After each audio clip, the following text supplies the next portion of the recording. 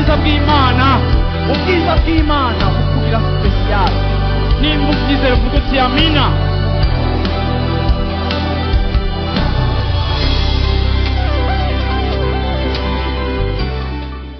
Haleluya. Imana ishimwe cyane. Ijambo nshaka ko tuvuga ko uno munsi muri kino gitondo rero Exode chapitre 31 guhera kuri verset 1 kugeza kuri verset 6. Mbere yuko dusoma uyu murongo ndashaka ko introduisa icimviro canke umutima w'ijambo ry'uno munsi. Ijambo nshaka ko tuganira ko titre iravuga ngo Ivyawe Imana yashize mu bandi. Hariho ivyawe Imana yashize mu bandi. Bwira mu cyane ati ivyawe Imana yabikije abandi. Haleluya. Yesu ashimwe cyane. Hariho ubwoko bw'abantu babiri uno munsi nshaka kuvuga ko batandukanye. Ubwoko bwa mbere bw'abantu nshaka kuvuga ni ubwoko bw'abantu usanga mu buzima bwabo baramaze kumenya icyo Imana yabahamagariye, kikaba kizwi, akaba gitahura, akaba yaragisobanukiwe, akaba afise icyo gitahura, akaba azi yerekwa Imana yashize mu buzima bwiwe, kandi akaba azi n'ingabire afise, akamenya ati Imana yampamagariye gukora kino gikorwa, Imana yampamagariye gukora kino gikorwa. Ukaba uri mu buzima ukizi, ufise icyo uri kuragikorera, canke uri kuritegura kugikora neza, canke uri kurakironderamo ubumenyi, canke uri kuragisengera, urindiriye umwanya wawe kugira ngo ukorere mu cyo Imana yaguhamagariye. Ariko ukaba uri umuntu afise vision iri claire yaho Imana iri kiramutwara. Urafise igicapo cumvikana, urafise image, urafise indoto zawe mu bwami bw'Imana zirahari kandi ziri claire. Ariko hakabaho n'indi kategori y'abantu bakijijwe ariko uza kwisanga mu buzima bwiwe agikekeranya, rimwe na rimwe bikanamubabaza, akavuga ati je ndakijijwe ariko sindashobora gutahura neza mission yanje, sindashobora gutahura neza vision y'Imana mu buzima bwanje, ico Imana ishaka ko ndayikorera. Ndakunda kubona abantu benshi bibaza ico kibazo, akakubwira ati je vraiment ndakijijwe ko sindatahura ico Imana ishaka ko, sindatahura ico Imana impamagarira, sindacumva, sindagisobanukiwe. Ugasanga bene uyo muntu ukungena abayeho arafise agahari, kuko rimwe na rimwe avuga ati nega Mana ko abandi bose bamavuga indoto bafise, kuko ijewe indoto zanje zitari claire, ko jatacumbwira, ko jatacuramvugisha. Ariko kandi uyu mugwi wa kabiri ndashaka kuwushimikirako nkuko nza kuvuga no ku mugwi wa mbere.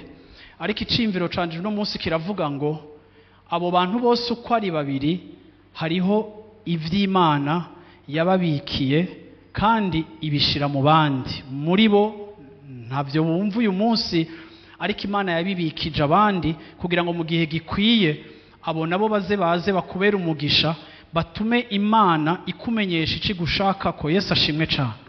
Haleluya. Ndakunda kenshi nkuko tubibwiwe ngo ni impore, ndakunda kenshi guhumuriza umuntu mbona umenga arijijanije imitima, kuko kubera kuba mu myaka myinshi mu rushengero usanga umuntu ari kumwe n'abantu bafise ivyimviro, bafise ivy'Imana yababwiye, bavuga ngo Imana yambwiye ngo nzogira ibi, ugahakwa kwibaza yuko wewe wowe udakijijwe canke wowe hari ikintu capfuye, kuko iyo communication itari claire. Ariko rimwe na rimwe ndagomba kuguhumuriza, ndakubwire ngo si minsi yose nimba undi yarashoboye gusobanukirwa uruhara rwiwe mu bwami bw'Imana, si minsi yose tubimenyera igihe kimwe. Ariko hariho bamwe bihuta kubimenya, ukabimenya kare, ukamenya ati Imana yampamagariye iki. Ariko hariho n'abandi bifata igihe, ariko ahaniniya ukazoza gusanga hari abantu Imana izoguconnecta ku buzima bw'iwawe, kandi abo bantu Imana ikabagira ibikoresho byo kuzotuma we witahura mu buryo budasanzwe. Ufatiye muri iyi nkuru navuze tugira dusome, ndashaka Fiston uyidusomere gushika kuri verset 6. Ni ndende ariko shaka gusa dusome gushika kuri verset 6. Exode chapitre 31 1 à 6. Uhoraho yongera kubarira Mose ati eheraba ntoranije Besaleri mwene Uri mwene Huri wo mu muryango wa Yuda, kandi ndamwujuje impwemu yanje kugira ngo agire ubwenge no gutahura no kumenya n'ubuhinga bw'uburyo bwose, mu byo kwigenera ibikorwa by'ubuhinga n'ubumenyi no mu byo gucura inzahabu, ifeza, imiringa, mu byo kubaza utubuye two kurumikamwo inzahabu, mu bubaji no mu by'ubuhinga bw'uburyo bwose. Kandi raba ndamwongeye Oholiyabu mwene Ahimasaki wo mu muryango wa Dani, kandi imitima y'abantu bose b'abahinga ndayishizemo ubwenge ngo bakore ivyo nakubariye vyose n'ivyibi. Haleluya. Iyi nkuru itwereka igihe kimwe Imana yarazi irabwira Mose mu igicapo cico no kwita ihema ry'ibonaniro canke tabernacle. Iryo hema ry'ibonaniro yari inyubako ariko ifise ivyumba canke amafaze ashika 3 abantu bashobora kwinjiramo. Muri ivyo vyumba canke muri ivyo bice bigira bitatu hari ibintu byinshi Mose yategerezwa kubaka. Mose vision yiwe yari claire, Imana yari yamuvugishije ikigomba gukora. Intumbero yayo yari kirasohora ab'Israeli, ariko kandi mu kubasohora ibavanye mu buja, Imana yategerezwa no gutegura ibijanye n'ubucuti bwa Israeli, nayo igategerezwa rero gutegura ubugizobana nabo, cadre bazohuriramo, igategerezwa gutegura protocole izotuma abo bantu baba muri communion n'Imana. Ariko ivyo byose Imana ibwiye Mose ngo genda ubikore, kandi Mose agategerezwa kubitegurira iyo protocole yubahirije ivy'Imana, kuko atategerezwa kubikora uko ariko kose. Mose Imana yamuhaye yerekwa, ariko nubwo Mose yari afise yerekwa, Mose ntiyari afise capacité yo kwemplimenta canke ntiyari afise capacité, ntiyari afise ubushobozi bwo gushira mu ngiro yerekwa. Hari igihe Imana iha umuntu gutahura ivyo iriko iramuhamagarira, ikamuha plan, ikamuha igicapo, ariko uwo muntu ugasanga ari limite, kuko hariho ibikorwa biri technique canke hariho ibikorwa bisaba yandi mavuta Mose atarasanzwe afise naho yari afise yerekwa. Ndaje kubwira no munsi muri kino gitondo ngo urashobora kuba ufise yerekwa riva ku Mana, ariko kuba ufise yerekwa ntibisobanura ko ibintu byose wewe uri alpha na omega. Urafise yerekwa, ariko hari ibintu bimwe mudashobora gukora, ariko bizosaba yuko hari hayandi maboko Imana igutiza y'abandi bantu kugira ngo abo bantu baze gucika ibikoresho byo gushira mu ngiro yerekwa Imana yashize mu buzima bwawe. Yesu ashimwe cyane. Haleluya. Yesu ashimwe cyane. Ikintu Imana itwigisha kandi gikomeye, Imana yatwigishije ijambo rikomeye, iratwigisha ko twe turi umubiri wa Kristo, twe turi ingingo. Mu bisanzwe mu bwami bw'Imana nta muntu numwe yigenga. Mu bisanzwe mu bwami bw'Imana nta muntu numwe avuga ngo je ngo nifitiye Yesu ngo birampagije, ngo je ngo nifitiye Yesu ngo birampagije, ngo nta nundi muntu nkeneye. Nivyo kandi sivyo. Bwira umucaye uti nivyo kandi sivyo. Ego Yesu araguhagije, ariko Yesu hariho ivyawe yabikije abandi. Haleluya. Iki ni ikintu kiduproteja, kikaturinda ubwibone, kuko Imana idushira ahantu mu kibanza aho tugomba kudepanda umwe kuri mugenzi we, kuko Bibiliya ivuga ngo ntimuzi ko muri ngingo za Kristo. Kandi murabizi yuko ingingo zitigenga, amaboko ntiyigenga, amaguru ntiyigenga, byose biserva umubiri umwe, kandi kimwe kigakorera intérêt y'ikindi. Iyo umubiri ubaye divisé ntibiba bishoboka ko uwo mubiri ufonctiona. Nimba umubiri arico kigereranyo c'ishengero, bisobanura ngo nubwo Arsene yaturirimbishije ko abantu ari babi, yego ni babi, ariko Jeve sinkunda ko insista ko abantu ari babi, kuko abantu ni nabeza. Yesu ashimwe cyane. Bwana sifiwe sana. Hari igihe usanga kenshi mu buzima bwacu twaraguye mu bintu byadushikiye, tukaba aba victime b'ibikomere byacu. Ugasanga tubayeho ngo yango je ngo nta bantu ushaka, ngo je ngo narime, ngo narabimenye, ngo je naronse Imana, ngo je ngo nta muntu, ngo nta muntu. Yo, hari ibyawe bibitswe n'abantu. Yesu ashimwe cyane. Twege ntitugomba kurongorwa n'ibintu byatubabaje, naho dufise ibyatubabaje sivyo biturongora, ariko Bibiliya ivuga ngo abana b'Imana barongorwa na mpwemu w'Imana. Mpwemu w'Imana ari capable kudukiza aho abantu badukomerekeje, kuko si bose badukomerekeje, hariho n'abatubereye beza. Kandi nshire muri parenthèse, hariho nabo wewe wakomerekeje koma. So rero ntidushobora kuguma twitwaza ibyadushikiye kugira ngo duhushe umugisha wacu. ntidushobora kuguma twitwaza ibitagenze neza kugira ngo Imana tuyite inyakinyoma, kuko Imana ntibesha. Imana yadushize mu mubiri itugira ingingo, iravuga ngo unashima les membres du corps, ikintu ca mbere zikora ziproteja membre yazo ya mbere iri faible. Membre yanyu ya mbere iri faible mwambika mukanyegeza niyi nimunyishura. Ako Bibiri ivuga ngo le membre le plus faible niyo twambika. Nukuvuga ngo ibikomeye birayiswanya bikayifata neza kuko iri faible. Iyo niyo principe tugomba gukoreramo. Ntidushobora kugira Imana umunyakinyoma ngo twe dukorere mu yindi principe. Uravyumva ugasanga igihe cyose nyene turi mu mihari y'abantu. Abantu n'umugisha kuko Yesu yarabakijije, mwese murabagwayi mwahuriye hamwe muri hopitale ya Life Center, kandi Imana irikira duhingurira irikira dukora, kandi hariho benshi muri mwebwe mu bisi vyacu. Yesu ashimwe cyane. Mu gihe ca perfectionnement yanyu muzoza n'ivyiza vy'Imana tutangure kubamurako. Yesu ashimwe cyane. Haleluya. Bwana sifiwe sana. Mose yari afise vision akaba umugabo akomeye, ariko naho Mose yari afise vision akaba umugabo akomeye, hariho ubuhinga atarafise. Haleluya. Ariko muri uyu muryango hariho aba bahungu babiri bitwa gute? Aba bahungu babiri bo kwa Dani nabo kwa Yuda. Aba bahungu ko ari babiri, umwe yitwa Oriabu, aho uyundi wa kabiri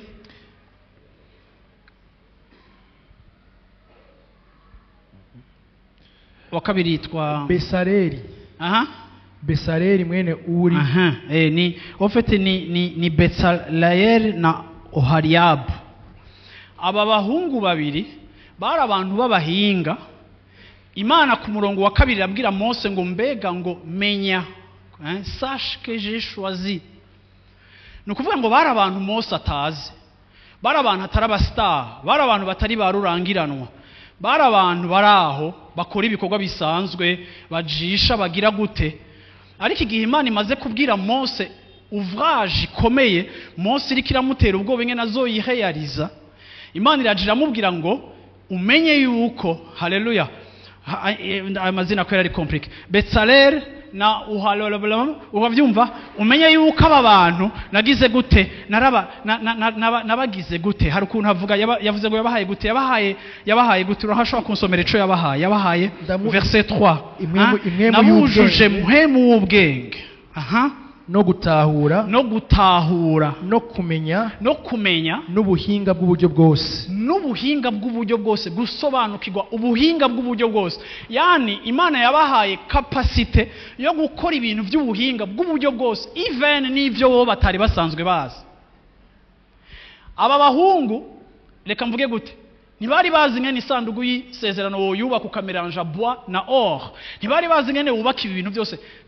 Bari abantu bakora ibikorwa bito bito bo mu quartier, bakora amacumu, bagakora ibisu, bagakora imbugita, bagakora ibintu nk'ivyo birasa byo ko ari bibiri. Ukura vyumva, bari abantu bakora ibintu bibayabaye bisanzwe. Ariko Imana imubwira ngo umviriza, hari abantu ndasize mwiri rihanga, hariho abantu wowe utazi, nabone ubwabo ntibiyizi, ariko nabasutse ko muhemu wanje ku buzima bwabo bakora iki, azobaha capacité yo gushobora gukora toutes sortes d'ouvrages.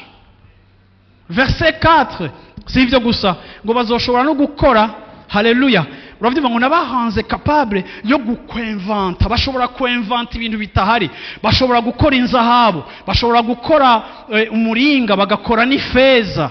Verset 5, mu byo kubaza utubuye two kurumikamo n'inzahabu, bashobora no kugrava utubuye twatundi winjiza mu mpome, uko uravyumva, bakabyinjiza, bagakora bois, bagakora igikorwa cose c'ubuhinga gishoboka. Yesu ashimwe cyane. Bwana sifiwe sana. Haleluya.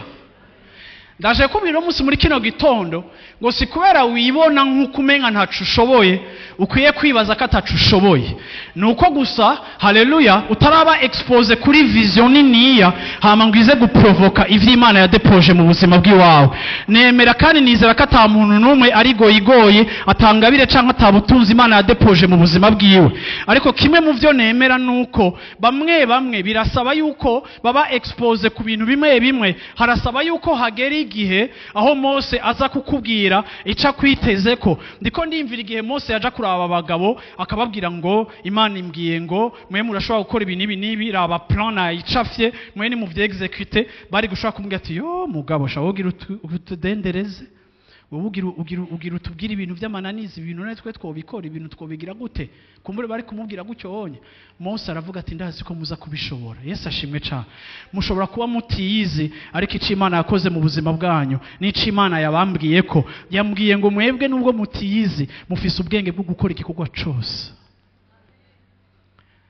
Aba bantu mu gihe cabo cukutimenya baje kumenya ico bafise a partir ya vision Imana yahaye uwundi muntu. En d'autres termes, ntibari gushobora gupfa bamenye ubutunzi bafise until Moses aze, Yesu ashimwe cyane, ababwira ico bafise, kuko ivyo Imana yadepoje mu buzima bwabo ntivyari bwashigwa habona, ariko nubwo bitari bwashigwa bahabona byari bisanzwe bihari. Ndakubwiye nawe muri kino gitondo ngo naho bitarashigwa habona, ndakubwiye ngo hariho ivyo ufise, hariho ivyo utekeye, ariko nimba atani ivyo uri kuriyumvamo canke ukuragira gute, ntugakengere abantu ico bakubwira kubikwerekeye. Ndakunda gushinga intahe ko jewe nari mfise complexe yo kuvuga, kandi nari mfise amasoni yo kuvuga, nari mfise timidite, kanje gushikana no munsi ngiye mu bantu ntamenyereye ndumva ko harimo akantu k'agatimidite. Washobora kuntumira muri série de prière y'abantu 10 nkumva amasoni aranyishe, mbona umenga umwanya wanje wo kuvuga ugira ugere nkumva umenga akuya karaje. Hari umuntu yambajije ngo nguvuga imbere y'abantu benshi, ntego ndi à l'aise imbere y'abantu menyereye, aka abantu bashasha ukura vyumva. Ako kugira ngo menye ico mfise n'ico Imana yashize mu buzima bwanje, Imana yadepoje amaso mu wundi muntu aguma nsunikira imbere anyemera kurusha uko niyemera, kuko hariho igihe tuba twibaza ko ataco dufise kubera ubuzima twabayemo bwatugondamitse cyane bukatubwira ko ataco turi, bigasaba yuko hariho abandi bantu Imana izana ivyacu ikabicisha muri bo kugira ngo natwege dusobanukirwe ico dufise, turavye uko batwemera nawo gatebukiyemera uti quand même il faut pas exagérer, reka ngira ka effort quand même uyu muntu aranyemera. Yesu ashimwe cyane. Yesu ashimwe. Haleluya. Amina. Bwana sifiwe sana. Mose hari ibintu udashobora gukora kuko capacité yo kubirealiza Imana yidepoje mu bandi bantu. Nico gituma naho ufisi yerekwa rikomeye urakeneye abantu. Mbwira umishane turakeneye abantu. Haleluya. Yesu ashimwe cyane. Haleluya. Haleluya. Sinivyo gusa, nubwo wibaza ko atani ico ufise, canke nubwo wibaza nk'aba bahungu ukibaza ngo jewe ivyo nsanzwe nkora n'ibitoya sinokora ayo ma projet maniniya. Hariho abantu benshi uzosanga umuntu ariko arakubwira ngo dukora iki kintu. Musi umwe nasomye témoignage, umuntu yarateka akaba asanzwe ateka, agatekera muri quartier, rimwe agakora n'ibikorwa nk'ibi byo gutekera abantu mu minsi mikuru, akiri ku rugezo rwa famille rutoya, hamusanga ku ba cousin ku ba oncle bagutumiye batetse, ata muntu n'umwe amuzi, ariko agakunda guteka kandi akababizi kandi akababishoboye. Ariko icashitse mu buzima bwiwe gitangaje, umunsi umwe habaho enquête indépendante ya kompanyi y'indege. Iyo kompanyi y'indege igira enquête indépendante kandi muri discrétion idasanzwe, baravuga bati muri iki gihugu bafise qualité nziza y'ivyo kurya ariko turakeneye abatetsi. Iyo kompanyi y'indege ntiyigeze ija kurondera ama restaurant akomeye kugira ngo bagirane amasezerano yuko ari yazohora batekera ivyo kurya vyo gutwara mu ndege bijya abantu bafungura bari mu ndege, ntiyigeze bigenza uko onye. Ariko iyo kompanyi y'indege ikintu yakoze, yagiye vraiment ikoresha ubuhinga, iravumbura wa muntu w'umudamu yari akiri mutoya adakuze cyane afise hirya y'imyaka nka 30 baraza baravuga ati twakwidentifie kandi kompanyi yacu turashaka yuko ari wowe uzohora utekera ivyo kujya ingenzi zacu mu ndege. Indege yaza hafi nka 5 fois par jour. Iyo ndege yaraterisa muri ico gihugu, bakavuga ati tuca mu bihugu vyinshi ariko iki gihugu gifise ivyo kujya biryoshe, turashaka yuko ivyo guteka tugupasa commande. Vuguti yararavye ko namwe mwaravye.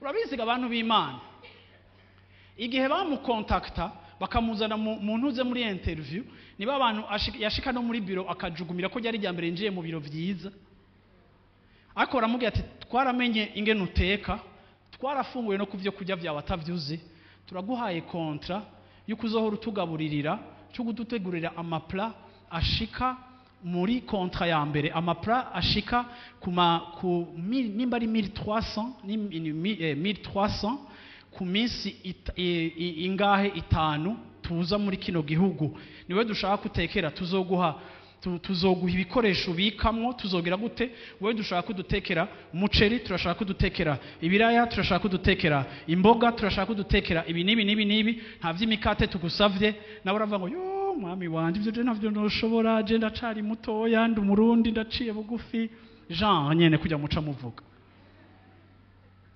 Hari igihe Imana baragutekeyemwe ibintu bininiya bikuruta, utazopfa umenye urugezo rwawe rwo kuzoba munini na grandeur Imana ikubikiye, kugeza umunsi Imana izoguconnecta n'abantu bafise indoto ziri high, ziri hejuru.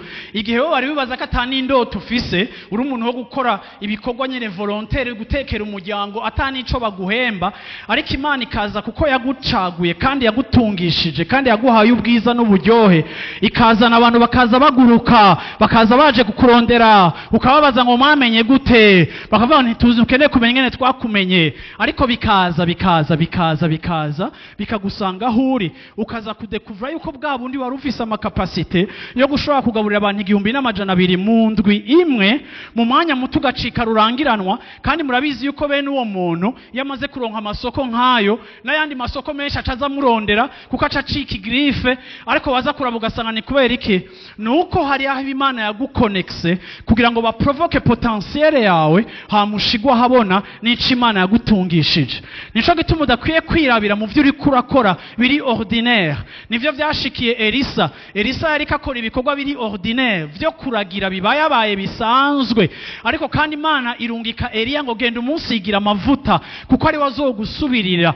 Uyu mugabo ari kararagira kora udukorwa dusanzwe twa misi yose, yumva Eliya amukubise kumutamana avuga ati tugende. Ako kanya na wene arasezisa opportunité, kuko hari ama occasion menshi azoza mu buzima bwawe, Imana ikaguhuza n'abantu bafise ico baje kwaporta mu buzima bwawe, bigasaba yuko uri umuntu w'impwemu kugira ngo mu mwanya mutoya ukapta igihe c'Imana ku buzima bwawe n'icizanye, kuko rimwe na rimwe atanu umwanya muremure uba ukihari wo kuvyiyumvira ko no kuvyihweza. Kuko mu gihe Imana yakugendereye, uyu munsi yakugendereye, ugomba kuba ufise amaso y'impwemu yo kudiserana no gukapta imbere mu gishingo co kuba umuprisonnier w'amafaiblesse yawe, kuko Imana igomba kuguhagurutsa no kugukoresha ifatira kuri force na faiblesse yawe, ifatira kuri choix yagize y'icurico n'ici ishaka kukugira. Haleluya, haleluya, Yesu ashimwe cyane. Ntukwiye gukengera ico abantu bakwibazako, ntukwiye no guha agaciro ivyo abantu byose bakwibazako, ariko nompi ugomba kuba uri umuntu afise amaso y'impwemu kugira ngo utahure ico abantu bariko barakubwira, nimba ari kije kiva ku Mana canke ari kije kiva ahandi hatariho, kugira ngo ivyawe bibitswe n'abantu ubigireko access.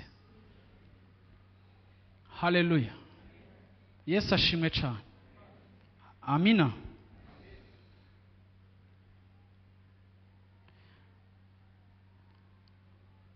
Ndashaka gusoma passage muri Genèse 37. Ni nkuru tuzi, Genèse 37, c'est vrai?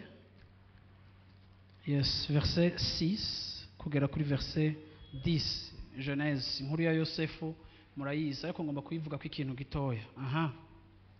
Yosefu arota inzozi, azirotorera bene se, barushiriza ku mwanka. Arababarira ati ehe nimwumve ibyo narose dutekera imikama y'ingano, umukama wanje urivyura urahagarara. Mikama. Mikama yanyu iraza ikikiza uwanje irawunamira. Bene se baramubaza bati aho ni wewe uzotuganza, ni wowe uzodutwara. Izo ndoto ziwe n'ayo majambo yiwe bituma barushiriza ku mwanka.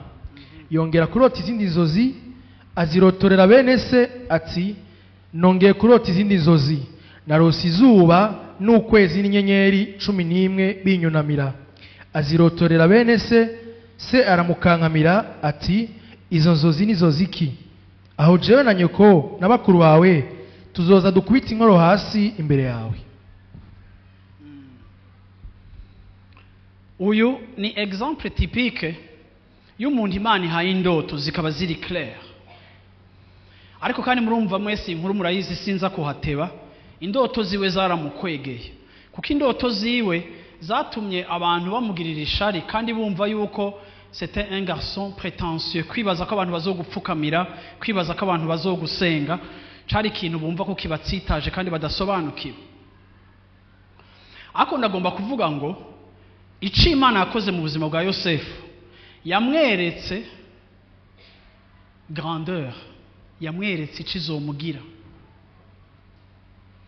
Ariko parcours y'uyu mugabo canke y'uyu musore Yosefu ntiyagiye ihofleta ico kintu, ariko parcours yiwe yagiye ibambi irushiriza kuba mbi, ku buryo hashobora kugera igihe mu buzima bwiwe agakekeranya, ku buryo n'igihe ari mu ibohero aheje kuvugishwa ku bantu akabarotorera indoto zabo, yarababwiye ngo muranyibuka nanje mumvugire, kuko uko biri kose sindi ngaha kubera no munyavyaha, ariko nararenganijwe, muramvugira ni mwakomera. Ariko iki ni ikintu cerekana ko yari yaragize desespoir, yarageze ahantu habaho gukekeranya mu buzima bwiwe, kuko hari igihe Imana iduha indoto ariko ibintu bigateba canke bigafata urundi rugendo, bikagutuma aho wicaye uri kurakekeranya, mbega ni Imana yambwiye canke si Imana yambwiye, kuko ubona igicapo c'ivyo urimo kidasa n'ivyo wabwiwe.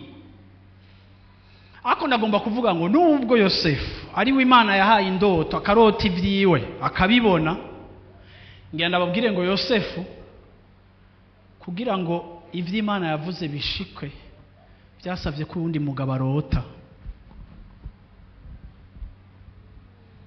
Kugira ngo indoto za Yosefu zishike byasavye ko Farawo arota. Ndashaka kubereka ubwo buhinga bw'Imana, ndagomba kubereka iyo dependance ku Mana dufise tudashobora gukengera. Si kubera ufise indoto za grandeur kushobora gukengera ico Imana iri kirakora n'iciri kiravuga, kuko ivyo bintu kugira ngo bishike ko uracakeneye uburongozi bwa Muhemu Yera. Yesu ashimwe cyane, Yesu ashimwe cyane. Hariho abantu birata indoto bafise, ariko ngenda kubwire ngo ntaco bimaze kwirata indoto ufise zitaravyagwa. Iyi indoto ikiri indoto itari execute, ibikiri indoto, vuga uti indoto.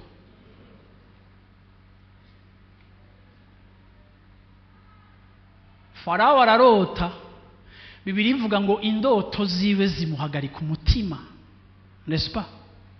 Siko Bibiri ivuga ngo Farawo agira indoto, indoto ziratroubla, indoto zimuhagarika umutima. Kandi Farawo yarumva kwiza indoto atari za ndoto zo kuvuga ngo navyutse narose, zari indoto zifise contenu. Hari indoto bumva zifise uburemere wowe zishira ku munzani zipima nka 100 kilo. Ariko Farawo muri uko kurota kwiwe arota ibintu biri determinant, arota sans le savoir, arota crise à venir, arota crise iri regionale, arota crise y'imyaka 14 iri imbere. Imana imuha kubona imyaka 14 iri imbere. Imana yacu ni ya grave. Arota 14 ans à venir, kandi arota ikintu ciza, arota ikintu arumva ko ari ikintu kimubujije amahoro, kitamuhaye amahoro. Agira yice bakamenyi bose baramubwira ati reka rindira gatoya hari umuntu nibutse nagiriye nabi ntibutse gihe nari imfunzwe reka nje kumuzana zikurotorere. Yosefu wamuzanye, haleluya, mu gusobanura indoto za Farawo vyexecuta canke bishira mu ngiro biheyariza indoto ziyo. Muriko muranyumva? Hari igihe Imana iguha indoto ariko kugira ngo izo ndoto zishike izi Imana yaguhaye bigasaba kushitsa indoto z'abandi. Haleluya, haleluya. Ibi bintu by'impwemu ni ibintu bidukuramo amanyama. Bwana sifiwe sana. Urabona hari abantu bazokubwira, ndakunda kuvyumva n'abantu benshi, ngo je vuba ngo ndumva ngo nshaka kwikorera, ngo je ndumva ngo ndarambiwe no gukorera abantu. Kandi burya rero n'umuntu akubwira ko arambiwe gukorera abantu amaze 3 ans akora. Okay, ngo je nshaka gukora ivyanje, ngo ngomba gukora ivyanje, ngo ngomba gutangura ivyanje. Uravyumva? Ku buryo rimwe na rimwe na wa muntu ari karateba kumenya ico Imana imuhamagarira, kuko abona abandi bose buzuye ivy'Imana ibahamagariye, umunsi umara decide nawe nagatangura ivyiwe. Ntabitangure kuko afite conviction ivuye ku Mana, ariko akabitangura kuko dufise ka kantu ko kwigenga, kuba jenyene no gukora utuntu twanje n'utwanje. Ngenda babwira ngo muri principe z'Imana kwigenga si valeur spirituelle. Independance na liberté Imana yaje gushira mu buzima bwacu ni vis-à-vis ya diable n'ibikorwa vya Satani. Ariko kubijanye na plan y'Imana iri exécuter muri corps, mubiri wa Kristo ni corps. Nta muntu numwe yikwije, nta muntu numwe yihagije, nta muntu numwe yokora wenyine abandi batahari. Ariko Imana yadushize ngo dufonctionne nka corps. Nico gituma bishoboka yuko n'ivyawe imbere yuko bibaho, bishoboka ko Imana igomba kuba umukozi w'abandi. Yesu ashimwe cyane. Ntimushobora kuvuga amen, ndabizi. Ntimumbeshe, ndabizi. Yesu ashimwe cyane. Haleluya. Yosefu Imana yamubwiye ko azoba ukomeye, ariko imbere y'uko umukomeye yabaye umukozi wa Farawo. Kandi mu kuba umukozi mwiza wa Farawo niho elevation yiwe yavuye, niho indoto bose bamupfukamira, bahavuye bamupfukamira, kuko Farawo yamukomeje akamugira uhambaye kubera efficacité, atari kubera indoto. Ariko Yosefu ntiyabaye gusa upfukamirwa n'abavyeyi, ariko Yosefu yahawe ugupfukamirwa na Egiputa yose, ku buryo abavyeyi baje parmi abandi bantu benshi basanzwe bamupfukamira. Kubera iki? Kuko uyu muhungu yarahejeje gukemura ikibazo ca Egiputa na region yose c'inzara mu myaka 14, igihe ibihugu byose byari ibihugu byari mu nzara n'ikigoyi. Après 14 ans, ukuravyumva 7 ans z'amahoro, 7 ans zinzara, uravyumva. Donc après 7 ans nukuvanga ibindi bihugu byose, abava muri Kongo baza mu Burundi, abava mu Rwanda baza mu Burundi, abava Tanzania, Uganda, bose baza mu Burundi baje gusuma. Ariko bakaza gusuma kandi twashikiwe n'ivyago vya klima vyashikiye ahandi hantu hose. Ariko exception yari ihari, nuko ubwenge bwa Yosefu na réponse ya Yosefu mu gukorera umwami, Yesu ashimwe cyane, vyatumye akarere kose gakira kubera umuntu umwe. Uyu muhungu acika rurangiranwa non seulement mu maso ya famille, ariko mu mahanga yose. Ndagomba kukubwira ngo hariho ivyo utekeye, ariko bizoba déclenche n'abandi bantu kugira ngo bija habona, kandi kugira ngo bishigwa habona. Haleluya. Yesu ashimwe cyane. Nico gituma nshaka kugutera intege ndakubwira ngo ntukwiye kugira uruhagarare yo wumva abandi bose bavuga ivyo bakoze canke ivyo Imana irikira bahamagarira, ukumva umwe arateye hanya ngo je Imana yambwiye uko akarere kose ka Sahara ari je nzogafata. Uwundi akamwitabira ngo je Imana yambwiye yuko nzohora ndengana ibitaro abavigwayi bose mwijoro bakavyuka ntarinze no kwinjira. Nawe ugacamba atako kujeve baje je burya ndakijijwe. Mubwira umuntu mushana ati urakijijwe. Mbo banzo verify. Haleluya. Yesu ashimwe cyane. Yesu ashimwe cyane. Hari ibintu uzomenya ufise, ariko bizoba provoke n'ikindi kintu. Umaze kubibona ugacavuga uti narinzi ko iki kintu nahora ndaciyumvamo ariko sinari nzi ico arico, nahora numva iki kintu caka muri jewe ariko ntazi ico arico.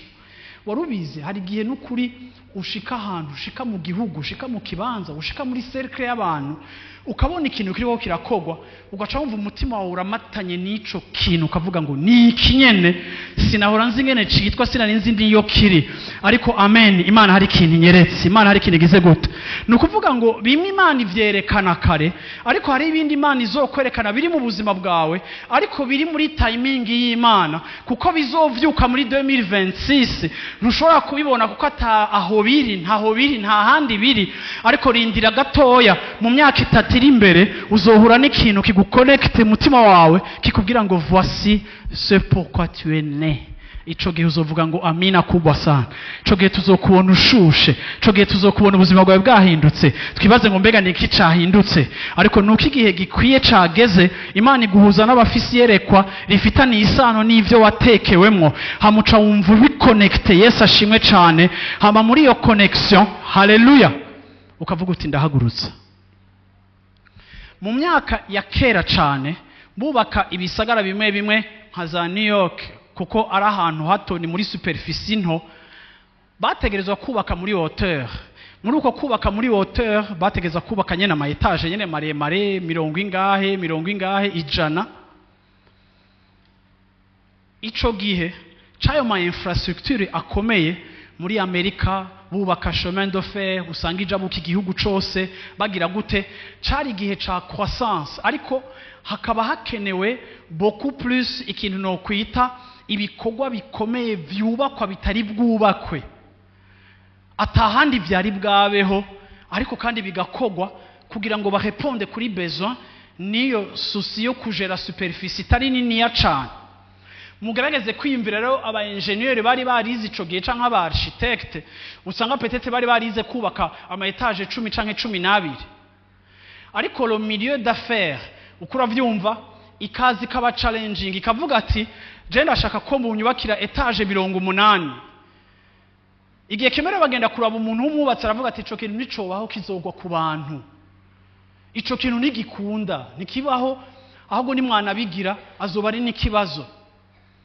Urabona, hari igihe abantu, hari igihe aba entrepreneur, hari igihe abantu mu vy'impwemu canke mu vy'Imana, hari igihe umuntu agira vision nini, ariko akisanga iryo yerekwa afise nta réponse iri positive rifise muri environnement asanzwemo. Sinzi ko muko muranyumva, kuko rimwe na rimwe mu buzima bwacu twarugarijwe n'ibidashoboka, twarugarijwe na impossibilité, n'ibishoboka biragoye, ntivyokunda, ntivyohagarara, ntivyogira uku.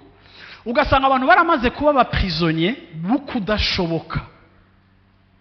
Ndaje kubabwira no musi muri kino gitondo yuko muhemu w'Imana yabashizemo amavuta, abaha ubwenge, abaha intelligence, kugira ngo mube capable de toute chose, kandi ngo sivyo gusa, kugira ngo kandi ngo mugire ngo na esprit ya invention, aho mushobora kuvyara ibintu bishasha bidasanzwe bihari. Ntidutegerezwa ko amaturi ko turakopia kole ibisanzwe bihari, ariko hari igihe kije ku buzima bwawe aho uzoronka methodology, aho uzoronka systeme yo gukoreramwo, aho uzoronka uburyo bwo kubikora, kuko hariho challenge Imana izanye mu buzima bwawe. Mu gishingo cyo kuvuga ngo ntibishoboka, banza wumvirize ico muhemu wawe akubarira, kuko birashoboka ko iyo information gushitseko iri conforme n'ico Imana yagutekeyemo. Hakenewe gusa yuko biba connecté. Haleluya, uranyumvaga muntu w'Imana? Haleluya, mvugira ngo Imana, Imana, ritme niyo Imana. Bwana asifiwe sana. Vuga uti connection. Iyo uri mu bantu biyumvira ko ibintu bidashoboka, uzokura wibaza ko bidashoboka, uzosaza wibaza ko bidashoboka, tuzogusuka kwa kavu twibaza ko bidashoboka, dushire ku musaraba twibaza ko bidashoboka, dukarabe tuganduke twibaza ko bidashoboka. Uravyumva? Nidukwiye gupfana potentiel Imana depoje mu buzima bwacu, ariko dukwiye kuba attentif kuko kintu cyose Imana duconnecta ko naco, kuko birashoboka yuko hari amajwi yoroheje ariko araprovoka potentiel iri mu buzima bwawe. Yesu ashimwe cyane. Ababubatsi baravuze ngo ntibishoboka, ariko rimwe ndikundira abantu barondera amahera, kuko abantu barondera amahera no mu kuzimu bahora baja kuyarondera, bakavuga ngo birashoboka. Ariko bobo bafise icimviro c'ibiyetaje birebire, ariko nta buhiga bwo kubaka bafise. Hama bagiye kuraba bavyigiye, nabo ntavyo bashoboye, bavuga ngo ntibishoboka. None umubazo uti bica bigenda gute? Igihe abafise ubuhinga badashoboye, ariko wowe ukaba wahawe iciyumviro. Ariko bake bareponze ako kamo, nibo baciye bubaka n'ibisigaye, nibo baciye bacika rurangirano, nibo baciye bacika abakomeye. Igihe biga ku mashuri ntibari bize ko bokubaka inzu zingana gutyo, ariko barabipimye kandi barabishoboye. Ariko nabone ntibari kuba rurangiranwa iyo hatari kuba wa wundi afise vision niniya aba challenges. No kuvuga ngo potentiel yawo yashikijwe muri we. Sinzi ko muri ko muranyumva. Ico bavuyemo nk'abubatsi bakomeye, bakivuyemo kuko habaye abarosi bakomeye. Ndasenga ngo Imana iguhuze n'indosi zikomeye. Yesu ashimwe cyane.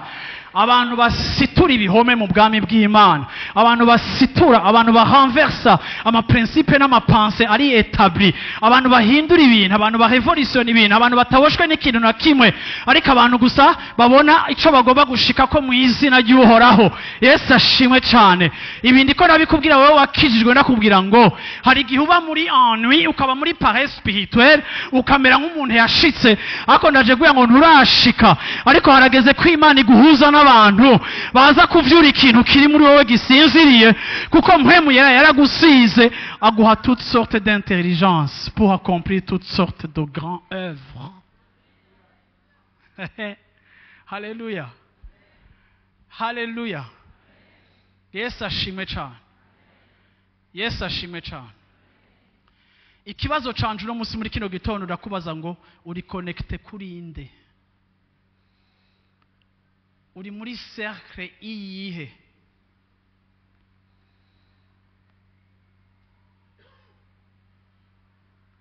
Ugerageza kwigana nde? Nasanze mu buzima nta kintu kigoye nko kwigana. Iyo umuntu abuze inspiration ku kintu kiri original ciwe, agerageza kwigana abandi. Ariko ikintu nabonye, iyo uri kurigana abandi udafise amavuta bafitiye ibyo barimo, wowe bizohera urushe kandi unaniwe kandi uri desu. Kuko wabonye bamwe batangura orphelinat, uca batangura orphelinat. Wabonye abandi batangura eglise, uca batangura eglise. Wabonye abandi batangura ministere yo kuja mu bitaro, uca batanguja mu bitaro. Ariko umaze gusunika amezi 4 5, ucupfira ku nzira. Wapfuye uri kuragenda wo fete. Uko uravyumva uruma kubera iki? Kuko nta mavuta yabo ufise. Rero hagukora ikintu kugira ngo nawe wumve ko ufise ico uri kurakora. Yesu ashimwe cyane. Genda userve ab'Imana yamaze gutahuza ico bakwiye gukora. Wanyumvise? Genda ubakorere, genda ubaserve. Yosefu yabaye rurangirano acika ukomeye, ariko ntiyigeze yikorera.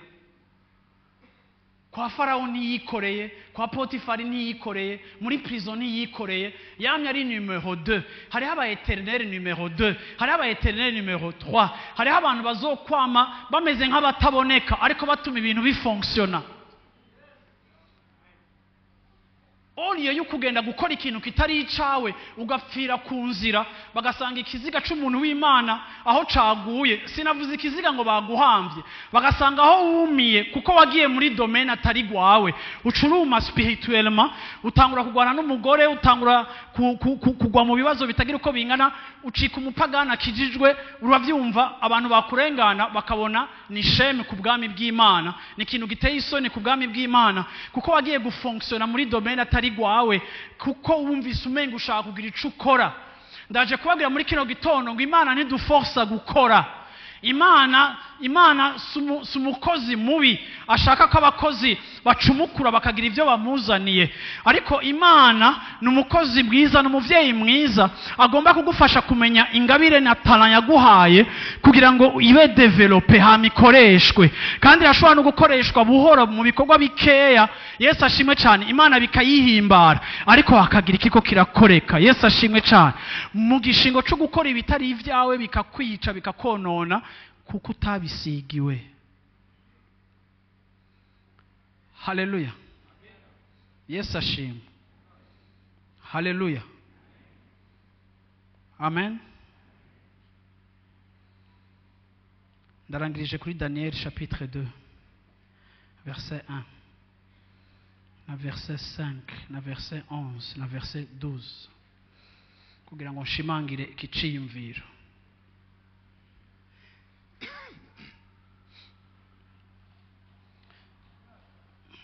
Mikro. Mu mwaka ugira kabiri Nebukadineza ari ku nganji yarose indoto, nuko ahagarika umutima arabura itiro. 5. Nuko umwami yishura abakarudaya ati, ndashinze ingingo kandi nimutamenyesha izo ndoto n'ingene zisobanurwa muzohimbagurwa, kandi ingo zanyu zizosigara ari amatongo. 11. Ico utugoberera ko kiragoye, kandi nta wundi ariho yoshora kucerekana imbere yawe mwami atari Imana, nazo nizibana n'abafise umubiri. Sorinya abantu b'Imana ngo ntizibana. Okay. 12. Ivyo bitera umwami gushavura, arashangashirwa rwose, ategeka ko bageseza abanyabwenge b'i Babuloni bose. Haleluya. Vuga umwami yararose. Ngenda babwire ikintu kiranga umuntu afise indoto. Kenshi umuntu afise indoto arashobora kubabazwa no kutazishikako. Uyu mwami Imana ariheje kumuha indoto ikiri en vigueur aujourd'hui. Imana ariheje kumuha indoto y'amahanga. Imana ariheje kwerekana Nebukadineza ingene intwaro zizokurikirana gushika uno munsi dispensation turimo. Ibi byose Imana yaravyeretse Nebukadineza. Ako Nebukadineza abona yuko iyo ndoto ikomeye iteye ubwoba uko uravyumva, kandi aranavuga ngo yagize gute, yarayibagiye. Sivyo, yarayibagiye. Aravuga ati je sinze ariko je narose, ndashaka umuntu ansobanurira. Agira frustration yo kudasobanukirwa indoto afise, kuko bantu b'Imana, Imana irashobora kuguha indoto ariko hageze kuzishira mu ngiro bigasaba ko ari abantu bagusobanurira ico warose. Haleluya. Narabonye abantu muri bo uyiri kurumviriza ivyimviro vyabo ariko ukaraba evolution y'ubuzima bwabo ukaba desu, ukavuga ko uyu muntu menga yari afise ibintu byinshi ko atari kare evoliwa neza, ariko ugasanga afise ivyimviro byinshi bikomeye, uretse ko ashobora kuba abuze discipline mu buzima bwiwe, ariko akagira ikibazo cinge nabishira mu mwanya. Mbega nikiye kiza kubica mbere, mbega nikiye kiza kubica kabiri, mbega nikiye kiza kubica gatatu. Si kubera ufise indoto, ufise na strategie yo kuyimplementa, ufise na strategie yo kuyishira mu ngiro. Nico gituma ta muntu numwe ndasuye kubivuga, nta muntu numwe ari independent vis-à-vis ya Saint-Esprit canke igikorwa c'abandi. Umuntu umwe yarambwiye ngo Imana mu bintu yampamagariye, Imana yarampuje n'umuntu inyuma y'imyaka 10 ndiko ndakorera Imana. Imuza n'umwana muto w'umuhungu, araza arashira urutonde mu bintu vyanje, arashira urutonde mu bikorwa vyanje, ati ku buryo mu mezi 6 nari impejeje kudekora ngera ku bintu ntigeze nshika ko pendant imyaka 10 yari iheze. Numva uwo muntu ambari ico kintu, no musi niho numva kigaruka gasoya hikanyibutsa ngo urashobora kuba ufise ivyimviro vyiza ariko udafise ingene ubikurikiranya canke ubitondekanya mu ngiro, icambere n'ica kabiri n'ica gatatu. hariho abantu benshi muri ko mureshua kandi Imana yabahaye indoto zikomeye, mufise invention, mufise creativity, ariko kimwe mu bintu biriko birabica nuko muri mbega ni gute abantu bita umuntu yigendana, banyamwigendako, agaca kuvuga ngo cumwana ne kumenga ufise desordre nyinshi kandi ufise vision nini. Umupastori umwe yaganiriye n'umuhungu w'umuhomu d'affaires ngahi Bujumbura, hama bavanye kuvugana ndamubaza ni byagenze gute, aca arambwira ngo afise vision nini ako namubwiye ko atayazoshikako. Ceca ndumva umutipe yamubwiye nabi nande. Aca arambwira ngo hari abantu badasa na vision bafise vision nini n'akajagari kenshi, ngo namubwiye ko atazazoshikako.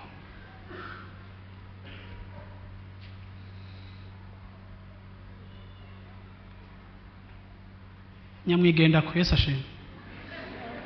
Niko mwabwiye? Yesu ashimwe. Nyamwigendako, Yesu ashimwe. Ngo yashango hajya abantu n'ibikoko, ngo ibintu urabyikorera, ngo abantu je nukuri ve mu mumbabarire, nama numva abantu bavuga ngo bavuga abantu kandi reka mfume ndabivugira ngaho ko atavye no kubwirira muri biro. Kenshi uvuga abantu nawe ntuba woroshe.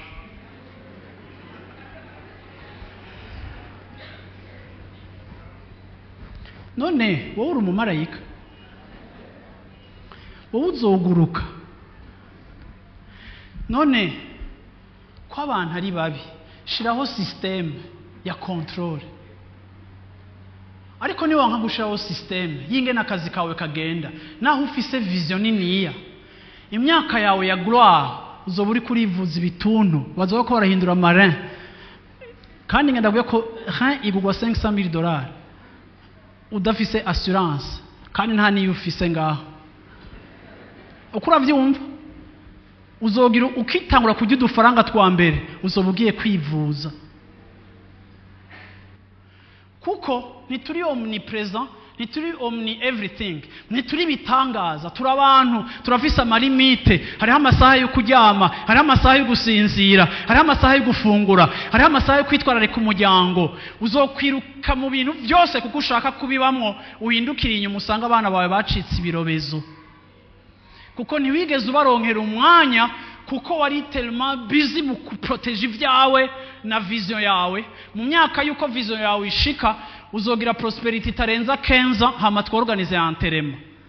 Atari kubera Imana yakugize mutoya, ariko ari kubera ubuzima bwawe burimo desordre idashobora gupermeta en même temps, kuko uri ukozwe mu mubiri utari icuma, udashobora gupermeta yuko wevoriwa positivement kuri iyo course uri kuragendamwo. Ndashaka abantu b'abagabo mu nyumva, abahungu mu nyumva. Abagabo dukunda amahera, tugakunda iterambere, ariko kandi iterambere ribuze mu bwenge ricika iteranyuma, kuko igihe ubaza ngo ca gitutu uragifashe, usanga nawe wafashwe n'ikindi kintu. Farao yagize indoto ariko ntiyashobora kuzisobanura. Yari umwami akomeye, yagira yica abantu kuko yari ahantu muri position aho atarazi ko hari ikintu kimwe yokenera, ariko yari yisanze ari muri position aho akeneye abantu. Ndakeneye umuntu, ndabamara, ndabica. Barateba barabura mu VIP bose b'abapfumu, aba VIP b'abanyamareba, aba magicien, babandi barungika umuriro ngo bose aravuga ngo n'amazu yanyu ndaturira, simwebwe mupfa n'abana barapfa. Urumva? Baca baja kurondera nde? Yo wa mutipe Daniel. Baramwishuye Farao ngo Farao Nebukadineza, ibyo bintu uri kuradusaba nta muntu yo bisobanura, ngo kuko ngo ibyo wo bisobanura ngo ako kantu nagakunze kwere. Mu Kirundi kavuga neza ngo ibyo bintu ngo bisobanura ngo ni zamana. Wowe ni watubwiye tubwire tugusobanurire, none navyibagiye iyaranje mu nsobanurire. Je ndibona ari no kumubesha, none ko yari yavyibagiye. Ukura vyumva aravuga ati umviriza, ariko mu mwanya mutoya mu mwanya muto baragenda bararaba Daniyeli. Ndakunda aba batipe ngene bari baciye bugufi.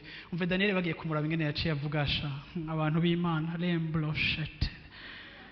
Uramubona ahantu yavutse. Maze Daniyeli abwirana ubwenge no kwitonda Ariyoki umukuru w'abacungera umwami yari yasohotse kwica abanyabwenge b'i Babuloni. Abaza Ariyoki intwazangabo y'umwami ati igituma habaye icagezo c'ikibiriraho kivuye ku mwami n'igiki. Nuko Ariyoki abimenyesha Daniyeli ibyo ari byo, maze Daniyeli arinjira asaba umwami ngo amuhe igihe azoze kubimumenyesha uko bisobanurwa. Amaje kuja kubaza Imana. Yesu ashimwe cyane. Daniyeli yari mu banyabwenge bari ku rwego rw'inyuma kuko bari aba étranger, bari abajuifu, barakengegwa. Ariko guhera uwo munsi asobanuriye umwami, plus tard aje akamusobanurira indoto, acika umugabo akomeye. Ariko kandi Daniyeli yahawe opportunité ya grandeur. Haleluya. Kuko hari uwundi muntu yarose. Hari indoto z'abandi bantu wowe uzokuriramo, uzocamo. Indoto zabo zidasobanutse zibananiye gushira mu ngiro, zizogucikira umuryango wo kwinjiriramo. Uzoza gusanga ari abantu bafise ama projet batazi aho bahera kugira bayarealize. Wowe uzokwinjira mu vyimviro vyabo, ubabwire ngo A B C D, bace bumva ivyumviro biraje, bace bati tutugumane, uze gusanga uciye mu ndoto z'abandi. Yesu ashimwe cyane. Kandi awuciye umenye icurico. Daniyeli acika umugabo akomeye muri iki gihugu kuko yashoboye gusobanura indoto zidasobanuka. Ndaje kubwira ngo Ivyawe hariho ivyo Imana yabitse mu bandi bantu. Hakenewe gusa yuko baba troublé par leur vision pour que tu puisses apparaître. Et lorsque tu vas apparaître, mon cher, ma chère, haleluya, uzokora ibitangaza kandi uzomenya ikibanza cawe carico. Umviriza, Daniyeli yinjiye muri concert des nations. Daniyeli yinjiye mu badetenteur ba prophétie cyo kimwe na Apocalypse. Daniyeli yinjiye muri hall ikomeye iri historique. Daniyeli akiri Imana yamuhaye gutahura gushika no munsi kuri pouvoir. Ino munsi turiko ibiganjwe n'isi nka Amerika. Bijya bintu byose biri interprete yarabisobanukiwe mu gihe ciwe.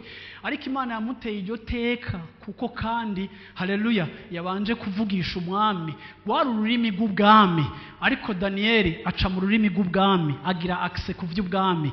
Ndaje kubwira ikintu kimwe ngo nta Imana itogushikana, ariko utwararike cyane kandi uha agaciro Imana iriko irakoresha abakwegereye, kuko aba bantu bose twavuze ça se passe dans ton environnement. Yesu ashimwe cyane. Aho uri, aho wegereye ni Imana izogukuriza. Yesu ashimwe cyane. Rero ntusubire kubona abantu kutariko, ariko kandi Yesu ashimwe cyane. Abantu nabagaciro kuko Imana irashobora kubakoresha kugira ngo wowe igihe cawe ca elevation, igihe cawe ca gloire, igihe cawe cyo guserva kigere kandi kija habona. Kandi ibyo wari usanzwe uko urakorera ku rugezo go hasi, Imana ikabitwara ku yindi ampleur kuko iguconnecte n'abantu bafise indoto ari wowe wenyine ushobora gusobanura cyangwa ukazishira mu ngiro. Haleluya. Muhaguruke dusenge.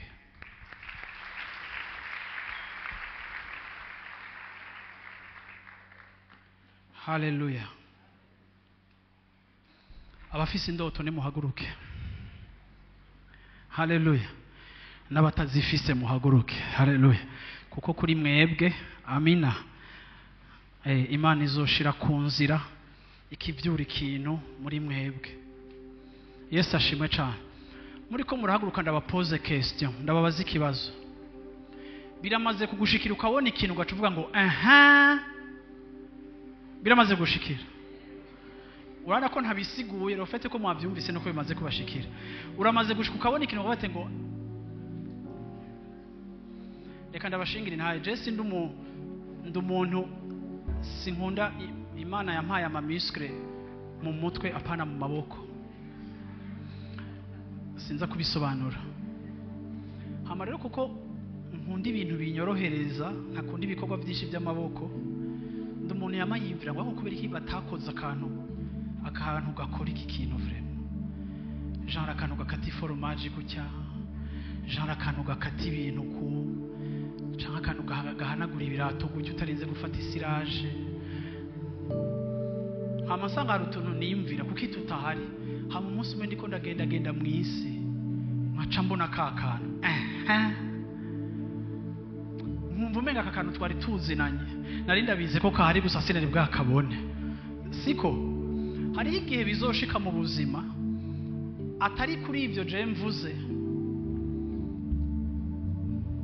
ugahura n'igikorwa c'Imana ugahura n'umukozi w'Imana atari jewe ugacuvuga uti uyo nyene numva umenga ndamuzi kuva kera numva ndi connecte numva ari we numva uyu haleluya muri uyu muryango harimo ikibanza canje muri iyi ministère hari ikibanza canje muri iki kintu harimo ikibanza canje harimo place yanje Yesu ashimwe haleluya nico gituma tugomba kuba abantu bari open abantu batiyugaye kuko ku nzira yacu Imana izotumara inyota haleluya haleluya ico gihenda kikwipfuriza kandi kiraryoha haleluya kiraryoha iyo utoye igikorwa iyo wumvise muri eglise bavuze ngo turatanga igikorwa c'abantu bakeneye akazi ugaca wumva muri wowe ati aho rero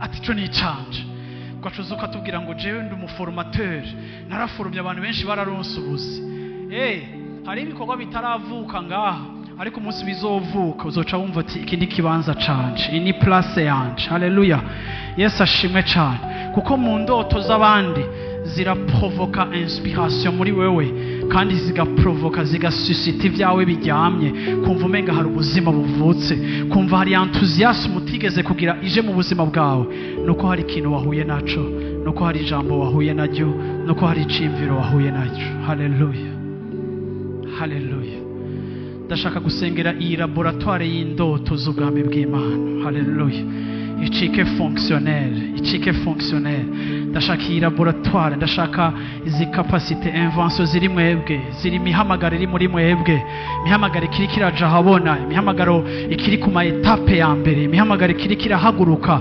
mihamagaro ikeneye ama stimulant ya mbere ya kabiri ya gatatu mihamagaro ikeneye perfusion kugira ngo ipuse mu rugezo rukuze gwihuta haleluya ndashaka munyemerere twese tudugije ibiganza vyacu mu minota 10 isigaye kugira ngo duheze ndashaka yuko dusengera hamwe haleluya uko wumva muhemu yarakurongoye ugomba gusenga usengera ingabire yawe usengera umuhamagaro wawe usengera indoto usengere ab'Imana iguhuza nabo ab'Imana igufatanya nabo haleluya ubisengere ndashaka kumva amajwi yacu hano hantu haleluya turi hano Yesu muri kino gitondo turi hano Mana muri kino gitondo turahama twaje imbere yawe Mana twaje mu bwiza bwawe twaje kubaho kwawe Mana kugira ngo tuvugishe kugira ngo tuganirize Mana ndakweretse abantu bari hano hantu Mana yo mwijuru basa nk'abazimye abandi basa Mana yo mwijuru nk'ababuze place yabo abandi Mana yo mwijuru basa Mana yo mwijuru haleluya n'abafise gukekeranya kubijanye n'ico bahamagariye Mana hari habumva bari mu bikorwa bito nka Elisa hari habumva bari mu bikorwa bito nka babahungu ba Dani na Yuda ariko bakaba baraho Mana ndasengeye ibikorwa bito biri aha hantu ndasengeye amapa matoya ya mbere ari aha hantu ndasengeye Mana yo mwijuru abantu bariko barakora udukorwa twa mbere Mana bumva umenga baracitse intege bamwe bumva umenga bafise muri bo grandeur ariko bakumva ico bariko barakora umenga kirasanzwe Mana ndabasengeye Mana kugira ngo muri ico gihe gito Mana kandi gisanzwe ariko n'igihe ca training n'igihe Mana uri kurabategura n'igihe Mana uri kurabaforma n'igihe Mana uri kurabaforja n'igihe Mana uri kurabahagurutsa n'igihe Mana uri kurabadisciplina mu bintu bike kuba bizigirwa muri bitoya kuko igihe kiriko kiraza aho giye kubakonekta n'ibikomeye bihambaye Mana washize ku buzima bwabo ariko uri kurabategurira mu kinyegero uri kurabategurira hatabona mu gihe ca Eliya waravuze ngo hari ibihumbi 7 nibikiye Eliya ntiyarazi ko hari ibihumbi 7 ariko Mana hari igihe hari abakozi benshi baba ariko barategurwa nawe abantu batabazi nkuko Mose atarazi bajya bahungu ariko we Mana wari ubazi wari kurabategura ndasengeye Mana mu izina rya Yesu Kristo ndasengeye Mana ingabire ziri ahantu ndasengeye uri kurahamagara muri kino kibanza ndasengeye uri kurasiga ndasenga buri kuratera intambuko zabo za mbere, abakiri muri dede mu by'umuhamagaro, mu izina rya Yesu Kristo. Ndahamagaye muhemu w'ubwenge kuri wowe, ndahamagaye muhemu w'Imana kuri wowe, ndahamagaye toutes sortes d'intelligence, toutes sortes d'innovation, toutes sortes de réalisation de grands ouvrages mu izina rya Yesu Kristo. Ivyo birahari muri wowe. Vuga ngo Mana ndagushimira ibyo washize muri jewe, shimira Imana ibyo yashize muri wowe, shimira Imana ibyo yadepoje muri wowe, shimira Imana. Ndagomba kumva ijwi ryawe muri kino kibanza, ushimira Imana ibyo yakudepojemo. Haleluya. Mwese muri amadepo y'Imana, madepo y'Imana shima, madepo y'Imana shima, muri ububiko bw'Imana shima. Hari abantu babarindiriye, hari abantu barindiranye igishika n'iminiho myinshi, uguhishurwa kwanyu, ukuja habona kwanyu, ukugaragara kwanyu. Haleluya, haleluya. Depo, depo, depo. Yesu we, hari ibyo dufise tutazi ko dufise, hari ibyo dutekeye tutazi ko dutekeye. Oh haleluya, hari ibiri muri twebwe Mana. Oh, tu renouvelles nos forces Seigneur, tu renouvelles nos forces Seigneur. Oh, udushira ku mababa yawe ukaduterura, ukadutwara ukadushikana ahandi hantu, utuvana muri environnement habituel ukadutwara mu yindi environnement tutazi. Ivyo byose bibera ku mababa yawe. Ndasenga Imana, aba bantu bari muri kiro kibanza bafise ibintu byinshi byaje bibacinyiza mu buzima bwabo, bamwe bikabatera kwikengera, abandi bikabatera kwibaza ko ataco bafise, abandi bakavuga ngo twaherekeje abandi mu isi, abandi bakavuga ngo twaje duherekeje abandi, abandi bakiyita imperekeza. Ariko ndavuze ngo nizo mperekeza Mana. Oh vyura Mana, vyura Mana ico washize mu buzima bwabo, vyura Mana ico wateretse mu buzima bwabo, vyura Mana, vyura Mana, vyura Mana. Oh shira habona ico washize mu buzima bwabo, bahuze n'inzuzi batembamwo, bahuze n'inzuzi batembamwo, bahuze n'inzuzi batembamwo, bakavuga ngo ndiko ndatemba muri direction, niyo nanje ndiko ndaja, sinarinzi iyo ndiko ndaja. Ereka Mana yo mwijuru abo bantu bakomeye bafise indoto, babuze ingene bazishira mu ngiro, babuze ingene bazivyara, bakeneye ba Yosefu, bakeneye ba Daniyeli. Bakoreshe Mana, bagenderere Mana, bavizite Mana, bareke gutabuka. Ariko Mana yo mwijuru,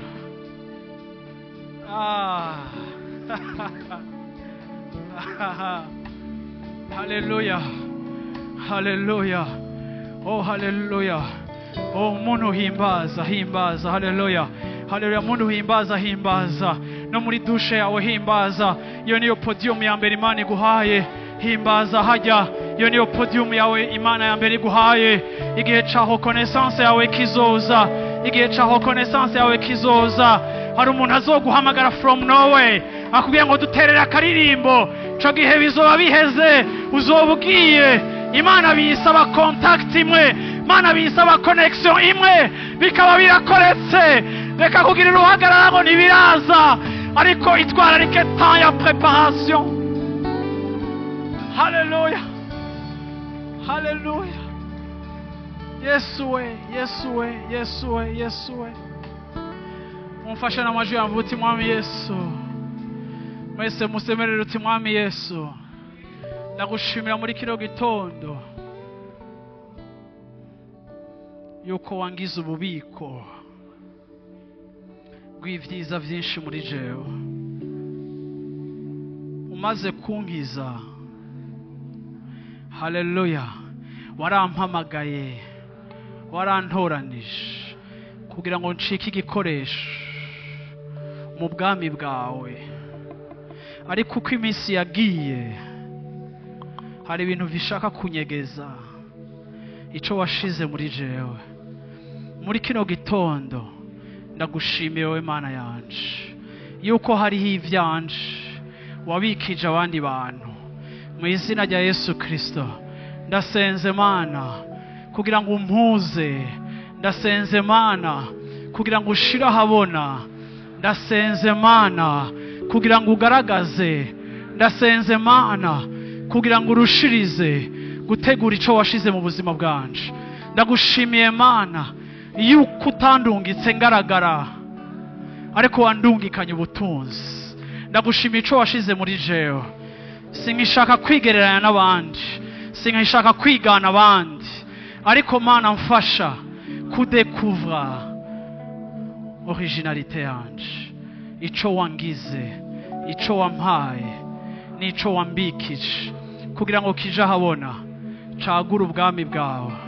Urakoze mpwemu yera ko wampaye ubwenge, ko wampaye inkomezi zo gukora ibikorwa vyinshi n'ivyo ntarinzi ko nzokora.